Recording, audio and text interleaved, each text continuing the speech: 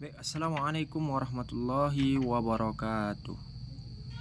Kembali lagi dengan saya, yaitu Muhammad Fadli dengan NIM 23301011013. Baik, insyaallah pada kesempatan kali ini, dalam video ini saya akan menyampaikan tentang materi saya, yang dimana materi saya itu tentang surat Al-Ikhlas.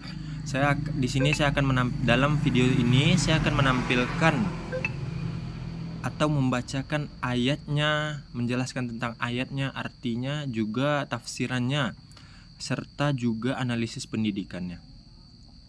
Baik, saya bacakan terlebih dahulu surat Al-Ikhlas. A'udzubillahi minasyaitonirrajim. Bismillahirrahmanirrahim.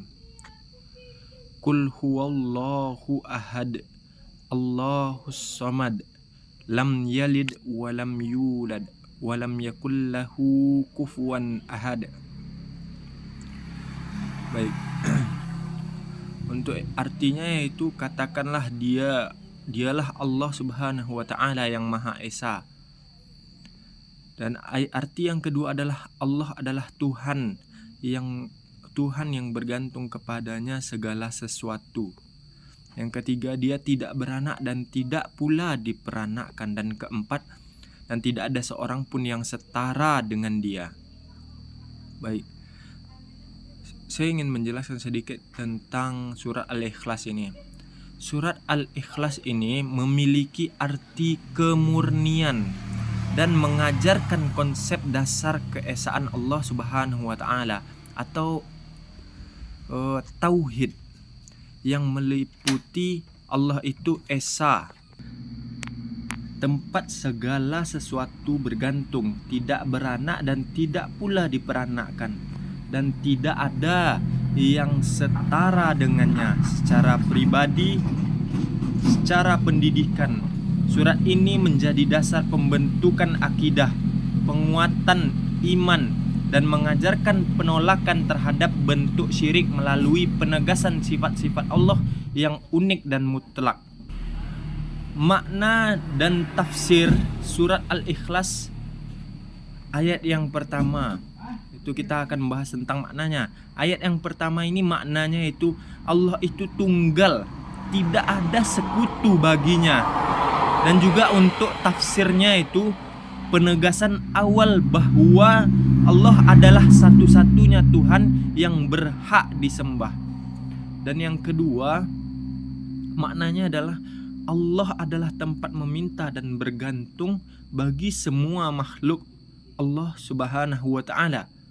Dan untuk tafsir ayat kedua ini menjelaskan sifat As-Samad, yaitu zat yang dituju untuk memenuhi segala kebutuhan, tidak membutuhkan yang lain, dan tidak ada yang dapat memenuhi kebutuhannya selain Dia. Untuk makna yang ketiga dan juga tafsirnya itu, maknanya Allah tidak memiliki keturunan dan tidak pula dilahirkan dari siapapun.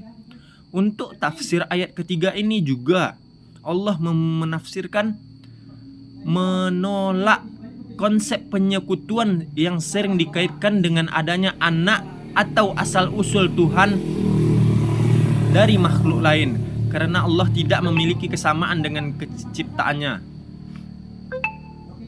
Lanjut kepada ayat yang keempat, maknanya tidak ada yang bisa menyamai atau menyerupai Allah Subhanahu wa taala, baik dalam wujud maupun dalam imajinasi. Juga tafsirannya itu berbunyi penolakan total terhadap semua bentuk perbandingan atau penyetaraan terhadap Allah Subhanahu wa taala.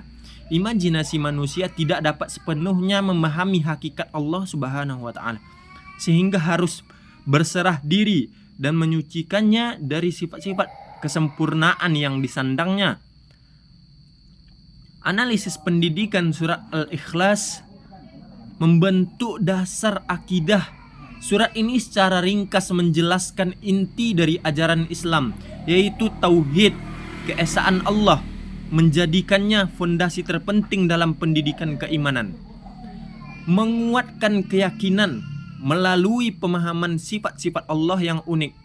Surat ini membantu memperkuat keimanan dengan menjelaskan bahwa Allah Subhanahu wa taala adalah zat yang sempurna, mutlak dan tidak ada yang menyamainya. Menanamkan nilai ketauhidan sejak dini, ini salah satunya. Kandungan surat Al-Ikhlas dapat diajarkan sejak usia dini melalui metode sederhana seperti contohnya bercerita dan bernyanyi, sehingga anak-anak dapat memahami konsep-konsep keesaan Allah Subhanahu wa taala mulai dari sejak dini.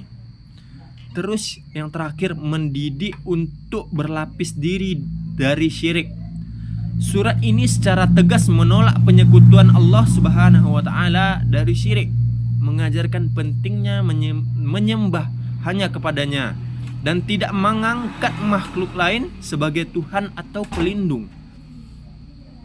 Mengembangkan hubungan spiritual yang tepat dengan memahami bahwa Allah Subhanahu wa taala adalah As-Samad, tempat bergantung. Peserta didik diajari untuk berserah diri hanya kepada Allah dan tidak bergantung pada selainnya. Baik, mungkin itulah penjelasan ayat dari surat Al-Ikhlas ayat 1 sampai 4 dan juga penafsirannya dan juga